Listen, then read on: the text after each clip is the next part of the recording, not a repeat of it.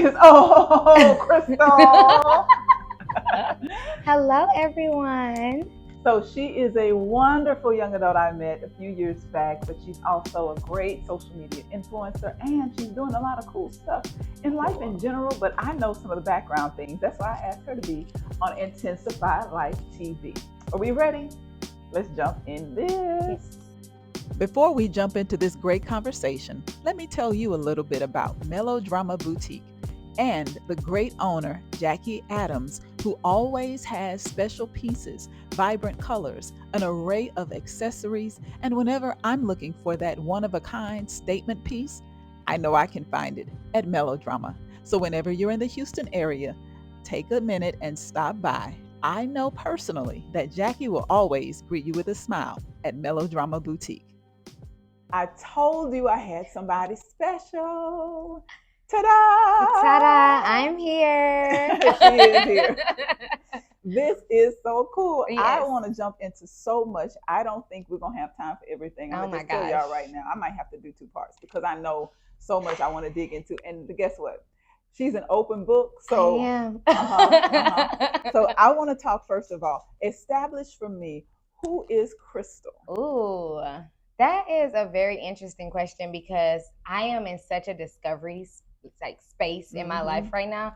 I think that I used to define myself in certain ways, and then I felt like God wanted me to redefine myself so other people could understand that definement. And so I would say right now, describing who I am a woman of God who is looking to just do what God needs me to do to fulfill his purpose.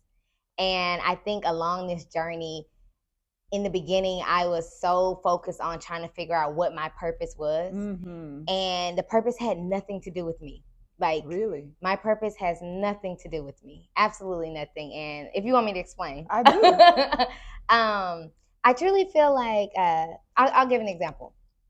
As a child, my favorite song has always been, oh gosh, I don't even know who sings it, but it's a gospel song, and I sing it all through church. And it's my life is not my own. To you I belong. I give myself away. Yes, I give myself that's away. William McDowell. Yes. Okay. Has always been my favorite song. I've sung that song all my life. It wasn't until year 30 that I understood what that song even meant. Okay. And I think that has been my purpose. My purpose is that this life is not me. Amen. This is not mine. I do not own this life. This life belongs to God, and I have to be okay with allowing him to use me in whatever season that is. And I think redefining myself now in this space helps me understand that my life is about God's purpose. It has nothing to do with me. It's nothing about me trying to figure out the purpose. It has nothing to do with me wanting to do what I want to do. This season of my life is about being utilized by God in whatever way. And the crazy thing about that is, we all jump up in line when we become believers, like, yes, God, use me. But what people don't understand is once you get in the front of the line, being used by the Lord ain't always the most comfortable situation. And so I think I'm in that space now. So Crystal is this lady of many extraordinary things who's just being utilized by God. That's how I define myself right now. I love the fact that you say being extraordinary. That's the word I love, because I want to get into this. So I know that some people feel like, ooh, that sounds a bit much. Yeah. Extraordinary. It is a bit much. It is a bit much, but you know what? That's okay. Yeah. That's why I wanted to have you to talk about what it means to come into the place that you can have peace and be okay with the much, with all of thisness. Yes. And it's okay. It's okay. How did you get there to be so confident and at peace to own it and live in it? Took a lot of pretending. Ooh, I wasn't expecting that. Took a lot of pretending. I was not expecting that. And when I say pretending, it took a lot of pretending that things didn't bother me. Oh, okay. Took a lot of pretending that I was happy about certain situations or okay. Or took a lot of pretending to smile and pretending that, yes, how are you today? I'm so blessed. Knowing I'm feeling like the worst ever. Wow. But I think when you're operating in God's purpose, it's not about you. And you have to sacrifice what it is about you to let God use you. And I think that being this extraordinary person who has this loud personality, this colorful wave of just, always captivating the room. I think sometimes pretending that it didn't bother me, that people didn't always associate with it or didn't always cling to it, made me feel like, wow, is this what I'm supposed to be doing? Or dang, do I need to change not to be me? Or do I need to dim my light a little so people don't feel like she doing too much? I've been the queen of doing too much all my life. The queen? The queen of doing too much. She does too much. If they say yellow, which yellow are we going with? Like it can never be little. And then I had to, remember, and as I just got deeper into who I was and being okay with who I am, I think that I had to realize that Jesus was the same way. Jesus didn't ask to be Jesus. And I didn't ask to be Crystal, but that's who I became. And so I think that understanding that my gifts were so extraordinary because they did touch people. And as long as my gifts made at least one person happy, or at least it inspired one person, I was okay with 20 people in the room saying she do too much, or this is too loud, or she thinks she perfect, or I don't know if I'm feeling it. And it's okay. I think just being okay with it, with understanding that it may not be okay for some people, or that you're just not everybody's cup of tea. You just have to add a little sweetener for yourself. So that's and you've had to do that for most of your life. All of my life. And so where are you from? Where did you first realize this spark? And when did you first understand that? So here's what I'm imagining. Crystal is just being Crystal. Yeah. She didn't know it was too much until somebody else thought it was too much. Right? Yeah. So when did you get that first aha moment based on your upbringing and where you're from? So I grew up in Mississippi, a very small town, like one stoplight. It's called Prentice. They have a Dollar General. They now have a Pizza Hut. Okay. So we upgrading. It's like 500 people. Wow. Total. Everybody knows everybody. Everybody knows everybody. Everybody's married to everybody. Everybody's cousins. It's been the same mayor for my entire life. Like it's like a little village. It literally is. They have a Piggly Wiggly. Like it's yeah. And the Wiggly. All right. Exactly. And so growing up there, I had no idea that the rest of the world even existed. I thought everybody in life lived like this. This is the way of life. There was nothing outside of it. And as I was growing up, I had parents who were very supportive of us exploring the rest of the world, my sisters and I. And they were very adamant about us not staying there, but always coming back.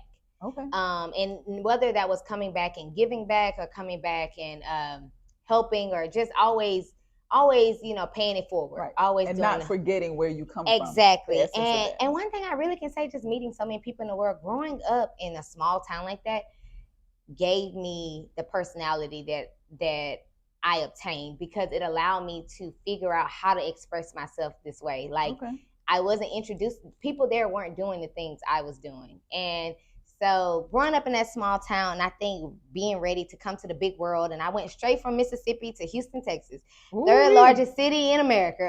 Wow, 500 people. 500 millions. Right, you have 500 in one apartment complex. Exactly. And so coming to Houston was a culture shock for me, and not just like a culture shock between seeing Black people and white people, like literally a culture shock of seeing different types of people, the way people think, the way people are so freely living, the way people just do anything. It was a culture shock. And so I think in that, I felt like I was put in a position where I got to define who I am. I got to figure out, I can't be little country Crystal out here in this big world. I can, but I can't stay that way. Like I have all this opportunity to be whoever I wanted to be. And so in a sense, I wanted to create a person, not necessarily pretend to be someone, but I want to create a person that made me feel comfortable when I wasn't comfortable in Mississippi. Like I was extra in Mississippi as well. Like if we were gonna do something, I had to do it big. It had to be an extra. It had to do the most. And I think coming to Texas allowed me to think bigger, be bigger, and all those things. Everything's bigger in Texas. Everything is bigger in Texas. And as I started to matriculate into adulthood and graduating college, I just really, really, owned it. Like, I'm okay. Like, I'm not in this small town anymore. I don't have to think small. I don't have to live in the box. Right. I can do all this and it's okay. Yes. Where everybody back home may have said this is doing too much. Only a few people here are saying it's doing too much.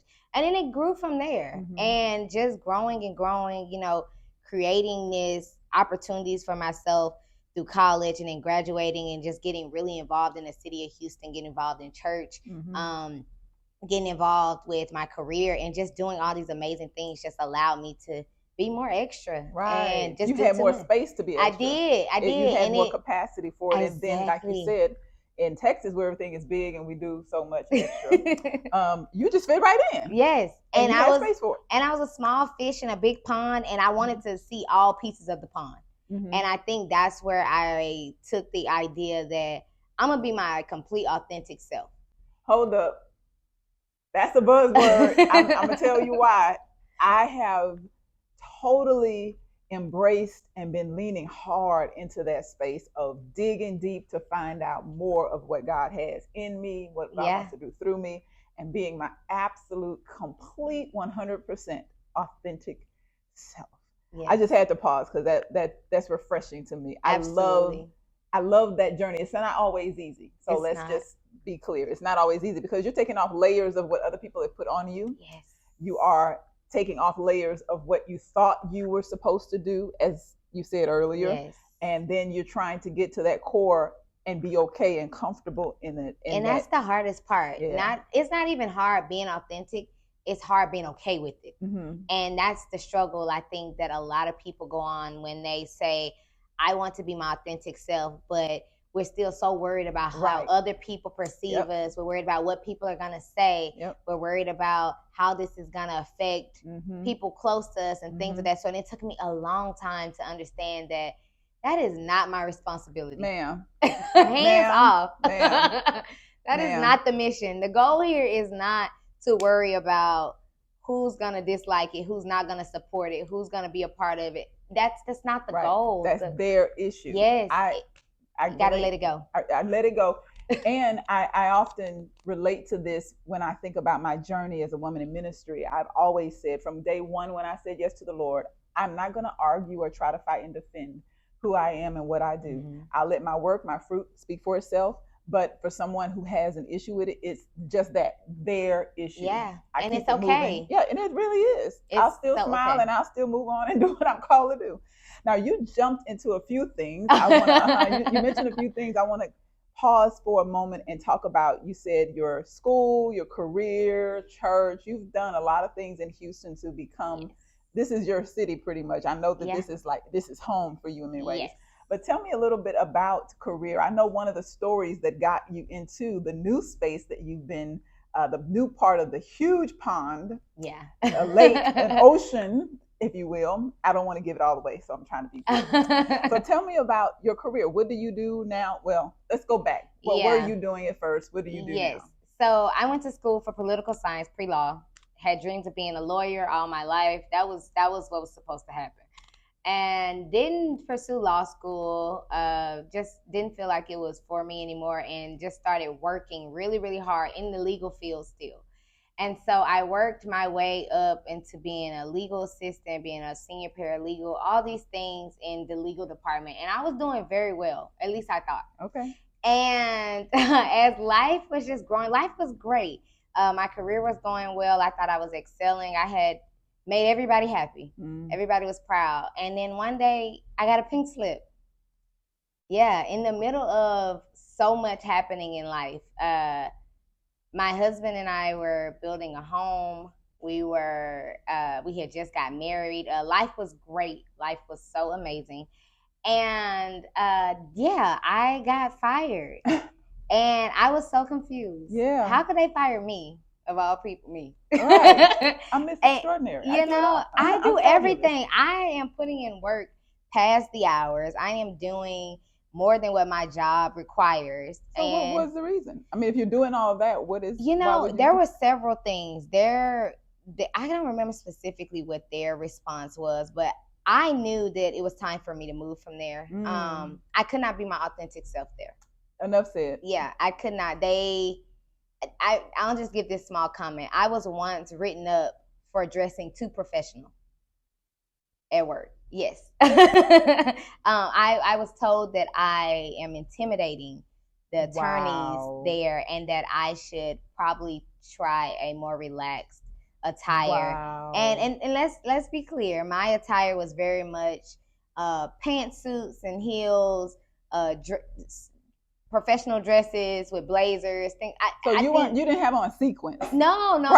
So this It is was all professional. I think right. that the thing was seeing a black woman of my caliber, so young, dressing so professionally, and people there dressing so relaxed, which was fine. But there were several occasions where clients would come in the office and see me and automatically assume I was a lawyer, or assume I could help them, or assume that I was there. I was the person that they could see for help. And it caused issues. And, for a long time, I was really upset with myself, because I'm like, how do you get in trouble for looking the part when they teach us to look the part to get the job? And so it was very, very condescending, and it hurt a lot, because that made me question, wow, am I too modest? Do I dress too, I don't know, like that? Do I dress too conservative? Is this not appealing? And it made me think for a while, like, wow, should I be wearing t-shirts and jeans to work? I'm not a jean girl. Nothing wrong with the girls who wear jeans. I just don't do jeans. I am a dress, heels, slacks, khakis is probably the lowest I'll go. That's just who I am. I've always dressed conservative, and to be told that, I am intimidating people really bothered me a lot. It made me question a lot of things about how I was carrying myself, and it made me think: am I being too powerful? Do I look like I'm trying to take power from people? And it made me question all those things. And it put me in a really weird space. Okay. So being in a weird space because you dress. Can I be wrong? Yes. Because you dress better than the people who are your seniors. Absolutely. And what I love about the fact that you say you knew that maybe it was time to transition, I have to pause, because a lot of times I know people who would actually try to dim their light, as you said earlier, or come to this place where you are not being your authentic self. And what's unfortunate is that instead of others thinking this is an opportunity, maybe we could lift up, elevate, right? We'd rather keep things. Now that's for work attire, but there are so many places and spaces in our lives we do that with our education. You don't want to be the smartest person in the room, so you don't talk about what you know. We're not talking about being the big head know-it-all. We're just saying maybe you want to elevate the conversation. Not everybody wants to talk about what's going on with the housewives. Exactly. Maybe we have some other important things going on in the nation you want to discuss. Exactly. There's so many ways that can translate into other spaces. So you got the pink slip. Yes. You had to move on. And then what happened next? So another part of the issue at work was I shared a lot of my life on social media, just authentically. A lot of the roots that were instilled in me from Mississippi, I took along with me. I became an inspiration to a lot of people, and I always paid it forward. I always went back to my hometown, and so I began to share my life just authentically, in no particular way, just always keeping people back home updated on what I had going on, what I was doing, sharing my life and things of that sort. And at the time, I had no idea that it was an inspiration. I just thought everybody in Mississippi got Facebook. Every week, I'm going to give y'all a blog post to tell y'all what I got going on, because I wanted people back home to experience what I had going on. Like, people where I'm from don't get to work for Fortune 500 companies. They don't go off to school and graduate in one of the biggest cities in Texas. They don't get to meet, congresswomen and deal with one of the, like senior senators and things of that sort. And so I was doing all those things. I got to work on Hillary Clinton's campaign in 2016 and work with Sheila Jackson Lee and those type of people, and meet people like Reverend Lawson and attend church at Wheeler Avenue with Pastor Cosby and get involved. And these are all people that people from the outside would look at as like, wow. And so it's like, wow, she knows all those people. She's doing all these things. And so as I was sharing life, I don't think the company I was working for was very happy about the idea that I was sharing my life online. Wow. And positive things. Yes, you positive things. Yes, no, yeah. So this is there's not a piece of ratchetivity a part of me. Wow. Yes. Put that one in the book. I'm gonna put that word in. I'm gonna put that in the screen right there. We're gonna put our ratchetivity so y'all can use it later. Okay. Absolutely. And so I just dealing with all of that. I don't think people have always said when people from work start following you on social media and stuff, you should. But I didn't want to. I'm not blocking y'all because I don't share anything that I felt could ever get. Like, I'm sharing volunteerism. Like, I'm sharing what I do on the weekends. I'm sharing my love life. I'm inspiring people. I'm sharing. Well, of course, at that time I didn't know I was inspiring people. But I'm sharing life, happiness, fun, and I don't think my job like that. So I think they found any way to give me that pink slip, and that's how we got there. You know what? Let's call it, you were released. Yes, I was released. You were released. Yes, and the crazy thing is, God had told me prior to that it was time to go. I knew that wasn't where I needed to be, but I tried to stay. You know, we'll hold on to anything. We will, and I tried to dim my light. I tried to wear khakis a couple of times, and just the sneaker thing didn't really work out at that point. It doesn't fit. It doesn't stay with you. It doesn't fit well, and it if anything, it takes away from who you are. Absolutely. It takes away from your joy, your settled spirit. You just know when you're not being true to you. Exactly. So what happened? Now, this is where I really want to get a little juicy. Yes. I think it's so cool that I've been able to watch the progression of your journey. I remember the first time I heard you say, and it was actually, I think it was close to the pandemic or sometime in there. Probably. Tell us what happened. So during the pandemic, of course, jobless. And I'm like, how can I kept asking God and I was applying to a million places. I literally was told I was overqualified. Nobody was hiring me. And I'm just like, this is crazy. Like, was this 2020 or 2019? 2020. This was 2020. And I'm like, nobody's hiring. This is crazy. I know I have a great resume. I interview well. I was always making it to the third interviews. And so I started talking about that on social media too, like how this is like becoming so stressful. I started helping other people with their resumes, which is crazy because I was trying to get mine seen by people. And I just continued and start sharing even more of my life. And I was approached with an opportunity once. This was very minimal. My husband and I was asked, oh, you have a great following on social media. And I didn't have a huge following. I was just sharing my life authentically. Would you all like to attend a basketball game? I think it was sponsored by like Coca-Cola or something. And they were having like a Black night or like a HBCU alumni night. And they asked us to attend. We're not special people. We live in Houston. We're always posting something fun to do. And so we went. Now, do you remember what time in 2020? If it was summer, it was fall? Oh, this was early. Because it was right before the pandemic. Right, okay. Right before the pandemic because things were still open. Gotcha. And games were still going on. Gotcha. So it had to be in January, February. March, summer. Okay. Yes, it had to be in like February or so. And we attended. And of course I took photos and shared and told everybody how it was a cool game night to, if you and your friends or your spouse or your boo or your bae want to do something cool, this is a cool opportunity, right? And I shared that. And what I didn't know at that time was it was my first sponsored post. Yeah. I wasn't acting as an influencer. Yeah. I didn't know I was influencing anybody. I thought I was just sharing my authentic life. Yeah. And after the event, we had a great time. They, gave us food. We had nachos, whatever. And after, they gave us a check for $500. And I was like, oh, this isn't. And I had no job. Like Marcel was working, he was taking care of everything at the time I was looking for a job. And I was like, oh, okay. I actually told the guy, because he gave it to us in person when we were leaving. I said, oh, I don't think this is mine. Like, because he handed an envelope. I was like, I don't think this is mine. He took it and opened it and looked at it. And he was like, no, it's yours or whatever. And I was like, what's this for? And he was like, for attending the event. So new. I know. I was so look at me giving money back. I would never. When you need it. Exactly. When you don't have a job. You hand me a check today, I'm cashing it. I'm not taking it back. Take every blessing God in your way. And so it kind of went from there. And Marcelo and I talked about it a lot. And I was just so overwhelmed with the fact, like, wow, they paid me to do this. I had no idea the influencers got paid. no idea that they made, no idea there was a job. I had no idea that the things that I had been sharing, just authentically, there were actually people in the world being paid to share those stories and give those testimonies and things of that sort.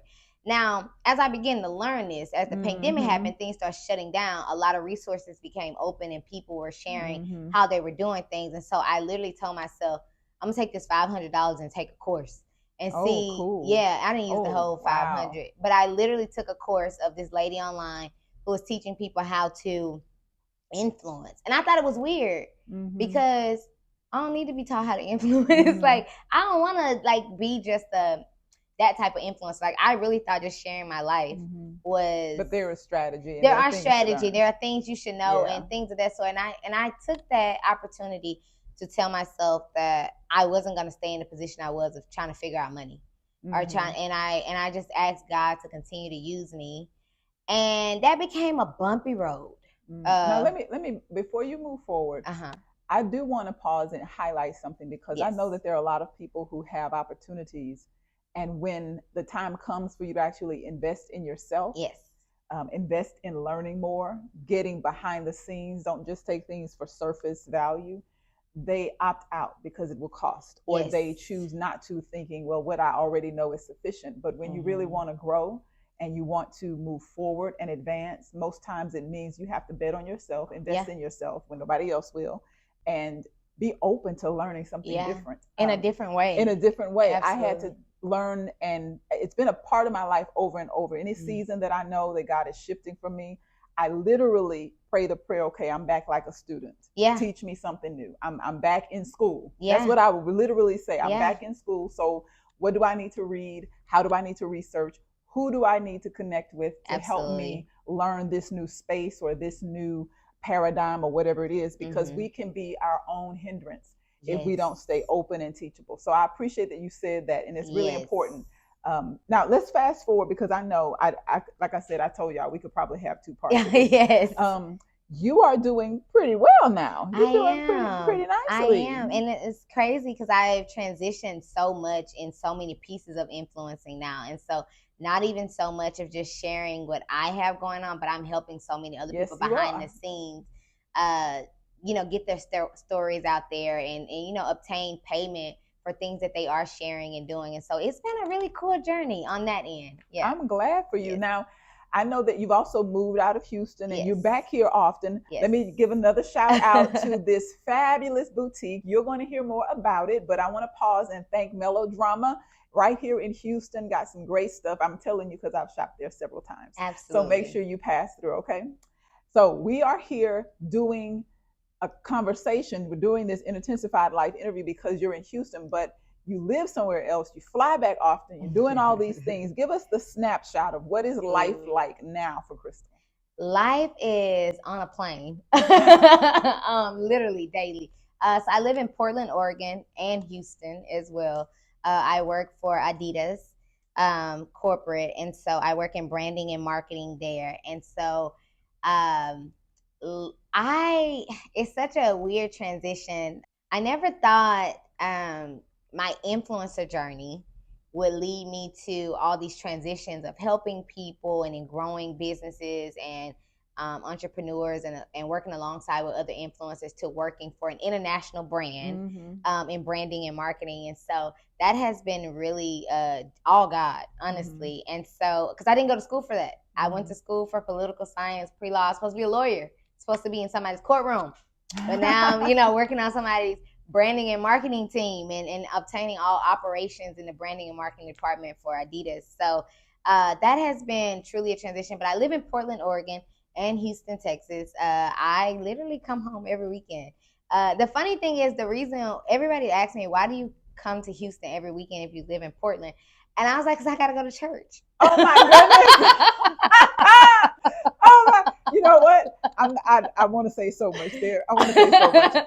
So no shade to anybody who has a church in Portland. We're just saying that there is a bond and connection with. Yeah, Wheeler wherever just wasn't working for me. I couldn't be wherever. Gosh. I needed to be in person. In the house. Yes, and I couldn't. And it's so funny because my mom is like, do you really go? And I'm like, yes. Like I come home every weekend because I have to go to church. I see her often. I didn't know. I didn't know that you were doing that. Yes, Oh my I goodness! have to I go to saw church. her. Okay, never Yeah, mind. so I think that's the thing. Well, let me just say this. This is a great testimony to where we go to church because, and not just. I know there are people who do this in other spaces, but when you find a place that really feeds you and you build community, Yes, you'll do whatever it takes to make sure that you stay connected. So just absolutely, put that in your tank and drive on that. absolutely. Help yourself to some place where you can really grow and be connected. Exactly. And I think that with that, so before we get to how I got to Adidas, there were a lot of transitions that happened in my life. A lot of them happened where I know God needed me to really give myself away. Mm-hmm. I've never been a perfectionist, um, at least not in my own mind. Mm-hmm. I know people have looked at my life and thought, wow, she has it all together. Everything is great. It's beautiful. It's amazing. Nothing goes wrong in her life.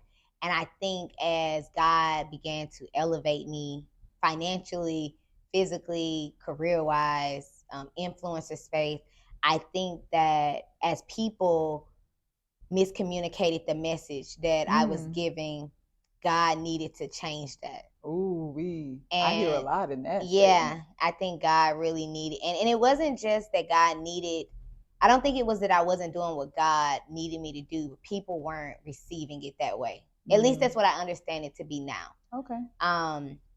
And I think that sometimes God puts us in certain situations and certain seasons where we're uncomfortable so that He can get other people who don't know Him to understand that this uncomfortability is Him and that it eventually gets comfortable. And so as I did not want to move to Portland.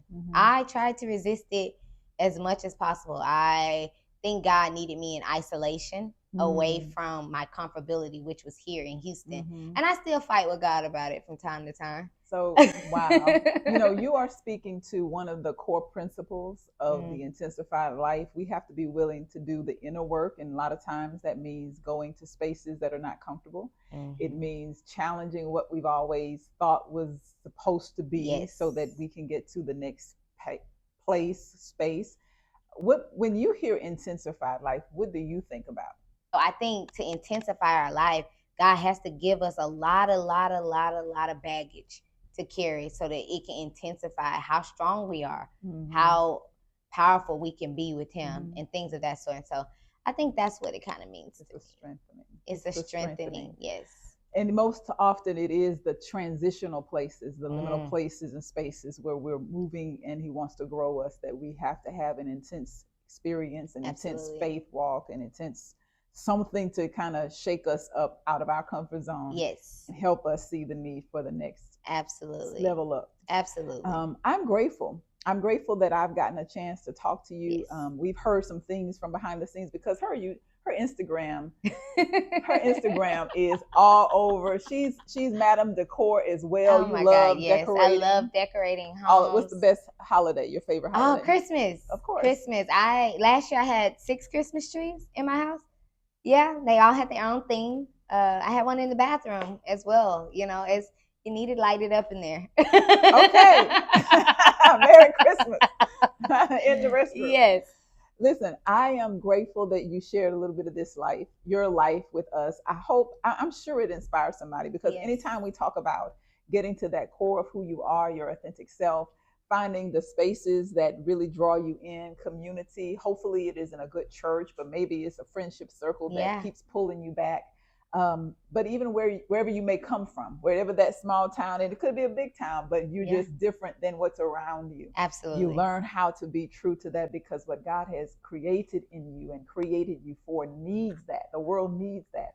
And now my sister is doing some big things with a major brand. I'm excited to see what is next. You should check out her Instagram if you're not already following. I know that there'll be somebody who says, "Oh, okay, let me go check that out." Right. Keep telling your story. Yes. Keep telling your story. Keep sharing the pieces of your life, your heart, your journey that will resonate with someone, because I think there's a lot of light that you emanate and a lot of people who can relate, and they may not be in the big city or by coastal, almost Houston, Portland, all of that, but in a small town of 300, there's somebody extra. Yes.